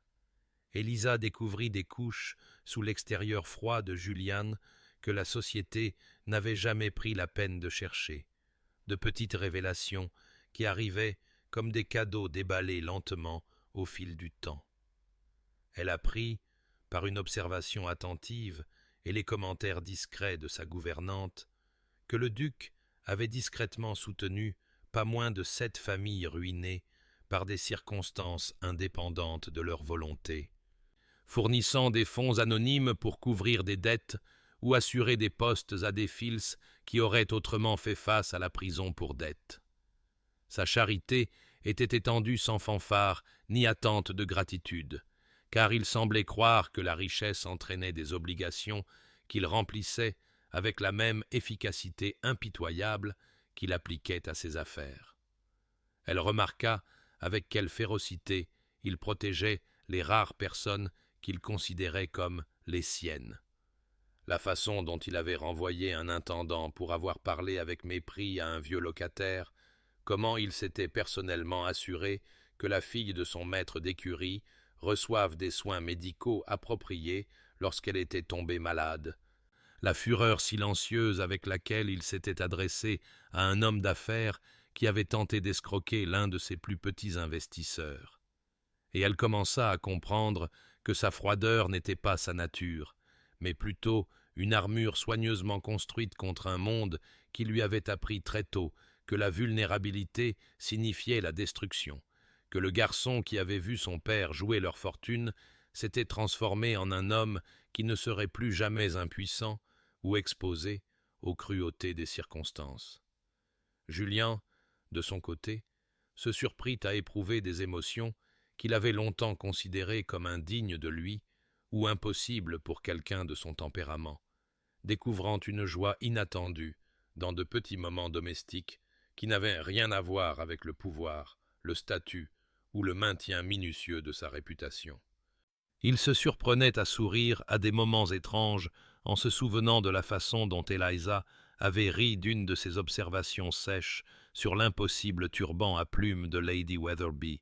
un rire qui commençait comme une explosion de surprise, puis s'adoucissait en quelque chose de sincère et de sans défense qui lui donnaient envie de dire des choses amusantes plus souvent, juste pour entendre ce son à nouveau. Il lui accorda la permission de réorganiser sa bibliothèque lors d'une de ses visites, s'attendant à trouver les changements irritants car il avait maintenu ce système particulier pendant des années. Mais lorsqu'il entra dans la pièce, après qu'elle eut fini, il découvrit qu'elle l'avait en quelque sorte améliorée, regroupant les volumes de manière plus naturelle et logique, tout en ajoutant de petites touches de chaleur, en plaçant son fauteuil de lecture préféré plus près de la fenêtre et des fleurs fraîches sur la table d'appoint, des transformations qui rendaient l'espace habité plutôt que simplement fonctionnel. Et il réalisa qu'elle avait un instinct pour créer un confort qu'il n'avait jamais développé, car il avait passé si longtemps à se concentrer uniquement sur la survie et le succès. Le soir où elle joua du piano pour lui marqua un tournant qu'aucun d'eux ne reconnut pleinement avant plus tard. Elle avait mentionné en passant qu'elle jouait avant la mort de son père, et Julien avait simplement ouvert la porte de son salon de musique et attendu, n'offrant aucune pression, mais une invitation claire. Après un long moment d'hésitation, elle s'était assise à l'instrument, les mains tremblant légèrement avant de trouver les touches et de commencer une sonate qui débuta timidement mais gagna en confiance à mesure que la mémoire musculaire surmontait des années de désuétude. Julien se tenait absolument immobile près de la fenêtre pendant qu'elle jouait, observant son profil à la lueur de la lampe et écoutant une musique qui semblait couler directement de son cœur à travers ses doigts, chaque note portant le poids de tout ce qu'elle avait perdu, enduré et, d'une manière ou d'une autre, survécu. Il sentit quelque chose changer fondamentalement dans sa poitrine en réalisant qu'il n'avait jamais rien entendu de plus beau de toute sa vie soigneusement contrôlée, non pas à cause de la perfection technique, mais à cause de l'émotion brute qu'elle laissait transparaître dans chaque phrase, la vulnérabilité qu'elle était prête à lui montrer à travers ce médium, alors que les mots leur manquaient encore parfois à tous les deux. Et lorsque les dernières notes s'évanouirent dans le silence et qu'elle resta assise, les mains posées sur les touches, sans le regarder, il traversa la pièce et l'embrassa pour la première fois, une douce pression des lèvres qui demandait la permission tout en offrant une promesse, et elle se tourna dans le baiser avec un doux son d'abandon qui lui dit tout ce qu'il avait besoin de savoir sur ses sentiments, égalant l'intensité des siens. Les préparatifs du mariage se déroulèrent avec une rapidité surprenante une fois que Julien eut clairement exprimé ses intentions. Car un duc de son rang pouvait organiser les choses avec une efficacité qui aurait pris des mois à des familles ordinaires. Il consulta cependant Élisa sur chaque détail, avec une attention minutieuse qui révélait à quel point il voulait que ce jour reflète ses souhaits plutôt que les attentes de la société, et ensemble, ils choisirent une voie qui honorait l'intimité de ce qu'ils avaient construit, plutôt que le spectacle qu'exigeait la tradition. La robe d'Eliza arriva de la modiste 3 semaines avant la cérémonie, créée dans une soie ivoire qui captait la lumière avec une élégance subtile plutôt qu'un embellissement ostentatoire. Le design reflétait sa grâce tranquille par des lignes épurées et une dentelle délicate aux manches et à l'encolure. Lorsque sa mère pleura en voyant sa fille dans la création finale, Élisa comprit que ce n'étaient pas seulement des larmes de joie, mais aussi de soulagement que sa fille connaisse enfin la sécurité et la position, après tant d'années, à endurer la honte et l'isolement. Le matin du mariage trouva Julien inhabituellement agité dans ses appartements, faisant les 100 pas devant la fenêtre pendant que son valet de chambre tentait de l'aider à s'habiller. La nervosité qu'il ressentait lui parut absurde, étant donné qu'il avait négocié des contrats valant des fortunes sans un tremblement et affronté des concurrents hostiles avec un calme parfait. Pourtant, la perspective de se tenir devant Élisa et de lui promettre l'éternité rendait ses mains légèrement instables alors qu'il nouait sa cravate pour la 3e fois. Car les 2 premières tentatives lui avait semblé insuffisamment parfaite pour cette occasion particulière. La cérémonie eut lieu dans sa chapelle privée plutôt que dans la grande cathédrale où se déroulaient traditionnellement les mariages de la société, un choix délibéré, fait par respect, pour la relation compliquée d'Élisa avec l'attention publique et sa propre préférence pour une intimité significative plutôt qu'un étalage performatif. Le petit groupe de témoins ne comprenait que les personnes qui tenaient vraiment à eux, plutôt que les centaines d'invités obligatoires qui auraient assisté à un mariage ducal traditionnel. Élisa remonta la courte allée au bras de sa mère. Son voile de délicate dentelle de Bruxelles dissimulant ses traits jusqu'à ce qu'elle atteigne le côté de Julien et qu'il se tourne pour la voir pleinement pour la première fois ce matin-là. Lorsqu'il souleva le voile avec des mains qui tremblaient légèrement malgré sa tentative de sang-froid, elle vit dans ses yeux quelque chose qu'elle n'avait jamais vu auparavant. Un espoir sans phare, mêlé d'émerveillement, et une vulnérabilité si profonde qu'elle en eut le souffle coupé. Car cet homme qui s'était armé contre les sentiments pendant si longtemps la regardait comme si elle représentait toutes les possibilités de bonheur qu'il s'était convaincu de ne jamais mériter. Leurs vœux suivirent le service anglican traditionnel, des mots prononcés d'innombrables fois par d'innombrables couples. Mais chaque phrase portait un poids et une signification spécifique à leur parcours particulier, d'étrangères trempées par la pluie à partenaires bien-aimés. Lorsque Julien promit de l'honorer et de la garder dans la maladie et la santé, dans la prospérité et l'adversité, sa voix baissa légèrement sur le mot « adversité », comme pour reconnaître toutes les tempêtes qu'ils avaient déjà affrontées séparément et qu'ils affronteraient désormais ensemble.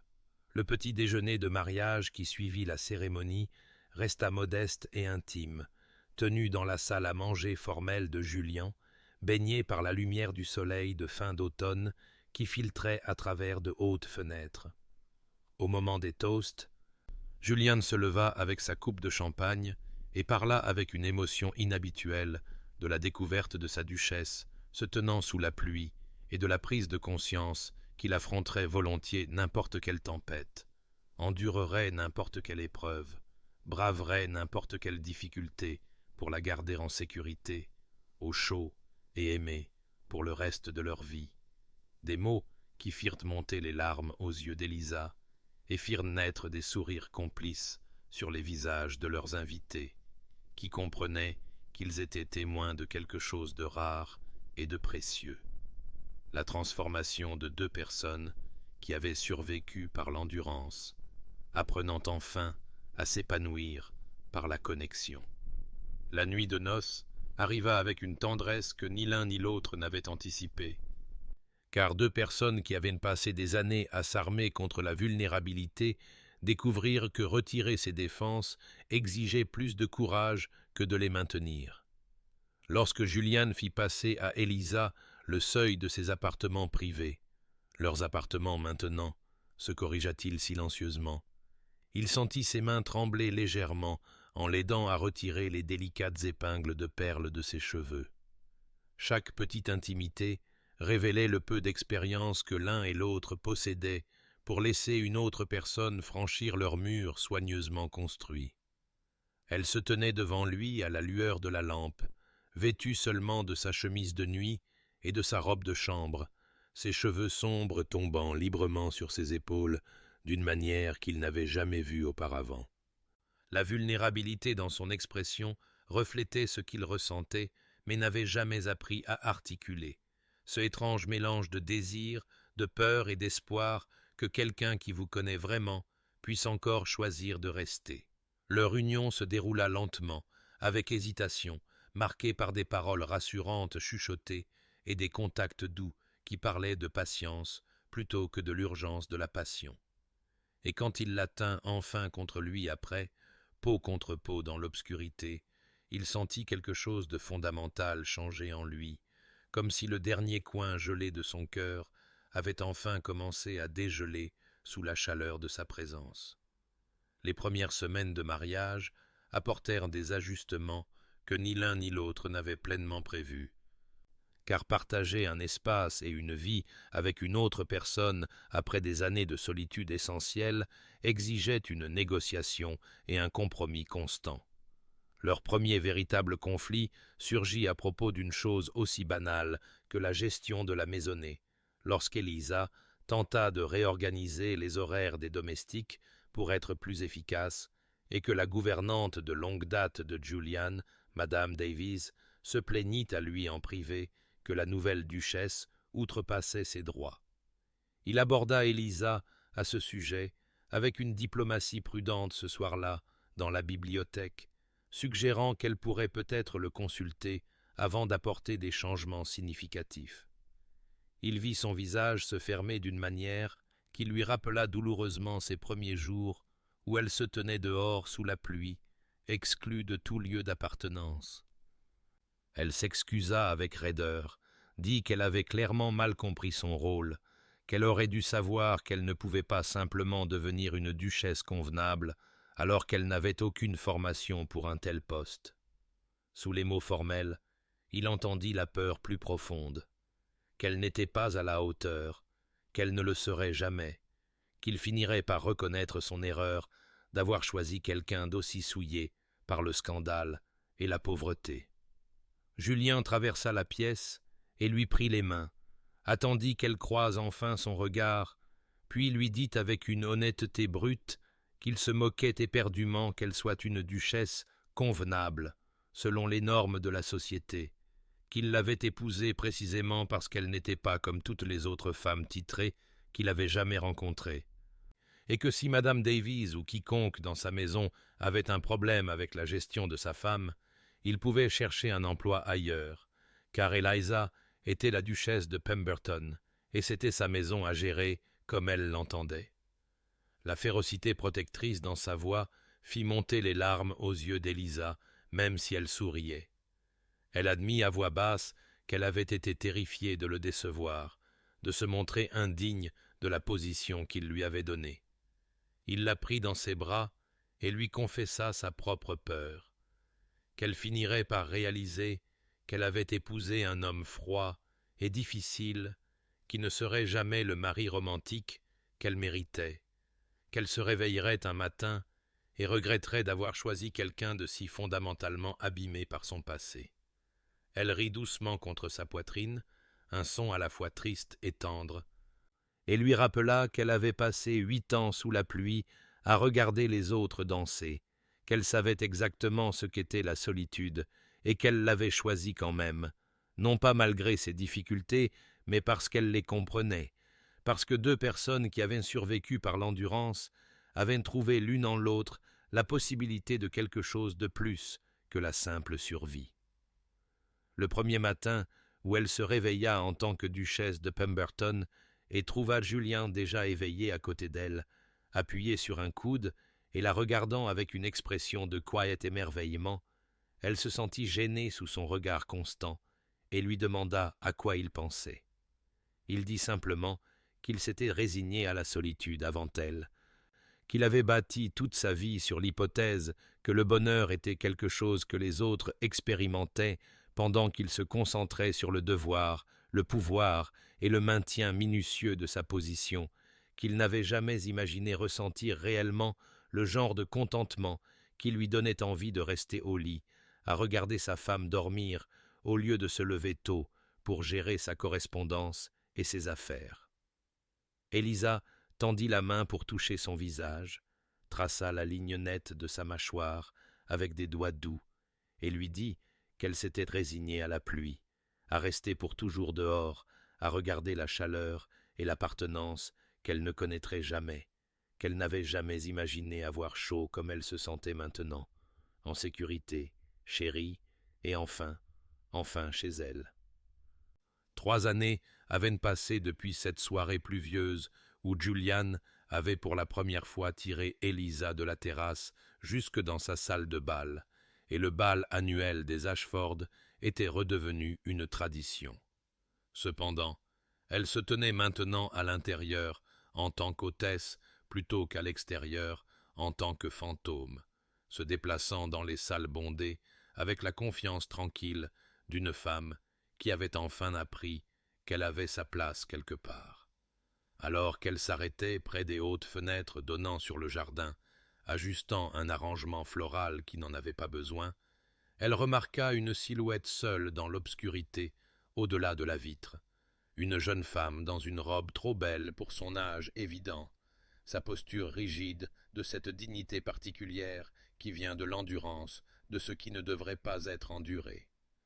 Élisa sentit quelque chose se serrer dans sa poitrine, une reconnaissance vive et immédiate, car elle connaissait intimement cette posture, l'ayant habitée pendant 8 longues années. Lorsque Julian apparut à son coude avec 2 coupes de champagne, il suivit son regard vers le jardin détrempé de pluie et lui demanda doucement à quoi elle pensait, sa voix portant cette note de douce préoccupation qu'il n'utilisait qu'avec elle, seulement dans les moments privés où personne d'autre ne pouvait entendre la chaleur sous sa réserve habituelle. Elle se tourna pour le regarder, cet homme qui l'avait sauvée de la noyade dans la solitude et la honte, dont l'extérieur froid s'était avéré cacher le cœur le plus loyal et le plus tendre qu'elle ait jamais connu, et dit simplement qu'elle se voyait là-bas, qu'elle voyait la jeune fille qu'elle avait été avant qu'il ne la fasse entrer. Elle vit la compréhension poindre dans son expression, suivie de quelque chose qui ressemblait remarquablement à de la fierté, alors qu'il hochait la tête une fois et lui disait d'y aller, qu'il s'occuperait des invités en son absence, que certains sauvetages ne pouvaient pas attendre un moment opportun. Élisa posa sa coupe de champagne et traversa la salle de bal, se glissant par les porte-fenêtres de la terrasse sous la pluie d'octobre qui tombait avec la même persistance implacable dont elle se souvenait de toutes ces années passées dehors à regarder à l'intérieur. Elle s'approcha de la jeune femme qui sursauta à sa présence, ne s'attendant manifestement pas à ce que la duchesse elle-même vienne la chercher dans le jardin. Élisa se présenta doucement, demanda le nom de la jeune fille, mademoiselle Catherine Weston, fille d'un baronnet dont les dettes de jeu étaient récemment devenues un scandale public, et écouta Catherine expliquer avec hésitation qu'elle était venue parce que sa mère insistait pour qu'elle maintienne les apparences, mais qu'elle savait qu'elle ne devait pas présumer qu'elle était la bienvenue à l'intérieur où les gens décents se réunissaient. Eliza sentit les larmes lui piquer les yeux à ces mots familiers, l'écho de son propre passé si clair dans la voix de cette étrangère. Elle tendit la main pour prendre celle de Catherine, sentit les doigts de la jeune fille froids et tremblants, et dit fermement qu'elle était tout à fait la bienvenue à l'intérieur, qu'en fait la duchesse de Pemberton elle-même l'invitait à entrer, et que quiconque s'y opposerait pourrait partir, car c'était sa maison et c'était elle qui décidait qui y avait sa place. Elle conduisit Catherine à l'intérieur un peu comme Julien l'avait conduite autrefois, mais avec douceur là où il avait usé de détermination. Elle amena la jeune fille près du feu, appela pour du thé et des couvertures, et resta à ses côtés, tandis que la salle de bal chuchotait et spéculait, car elle se souvenait trop bien de ce que c'était que d'affronter une foule seule,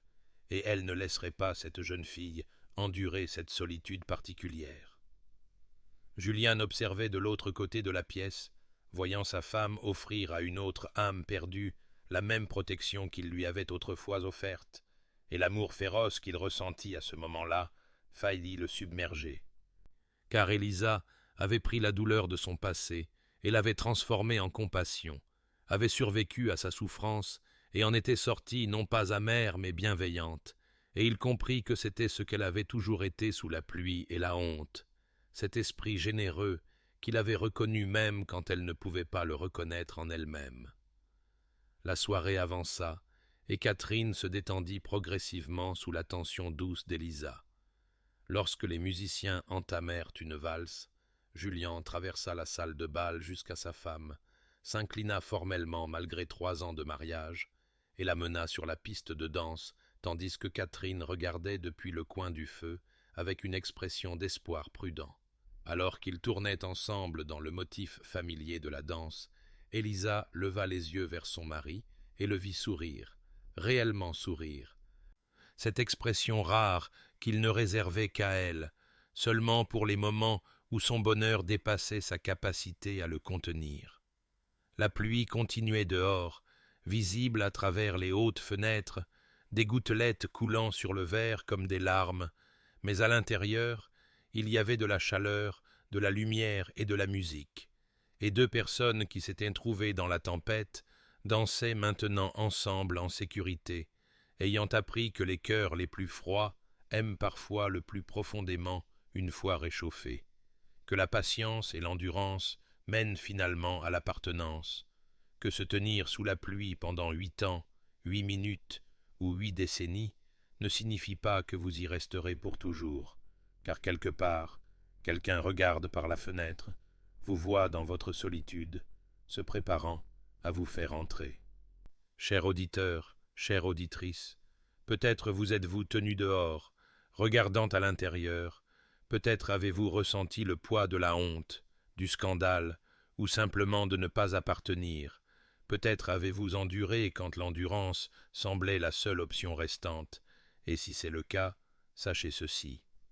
La transformation prend du temps. L'amour nous trouve dans des lieux inattendus, sous des visages inattendus. L'espoir persiste même à travers des années de solitude, car le cœur humain est plus résilient que nous l'imaginons et plus méritant de chaleur que nous ne le croyons. Et les qualités mêmes qui vous font vous sentir inapte à l'amour, votre dignité dans la souffrance, votre loyauté malgré le coup, votre force tranquille à supporter des choses insupportables, ce sont souvent exactement celles qui attirent de la bonne personne à vous reconnaître, à vous voir, à vous choisir. Puissiez-vous trouver votre abri contre la tempête, puissiez-vous découvrir que la pluie finit par cesser, puissiez-vous apprendre qu'être accueilli à l'intérieur n'est pas de la charité, mais une reconnaissance, pas un sauvetage, mais un retour à la maison, et puissiez-vous reposer en paix ce soir, en sachant que votre histoire, comme celle d'Elisa et Julian, est encore en train de se dérouler, se dirigeant toujours vers la chaleur, l'appartenance et l'amour. Cette histoire vous est proposée par Evoked Narrative, où nous croyons au pouvoir de la patience, à la possibilité de la transformation et à la persistance de l'espoir. Abonnez-vous pour nous rejoindre pour d'autres récits d'amours improbables et de rédemption durement gagnés, car tout le monde mérite de pouvoir rentrer se mettre à l'abri de la pluie.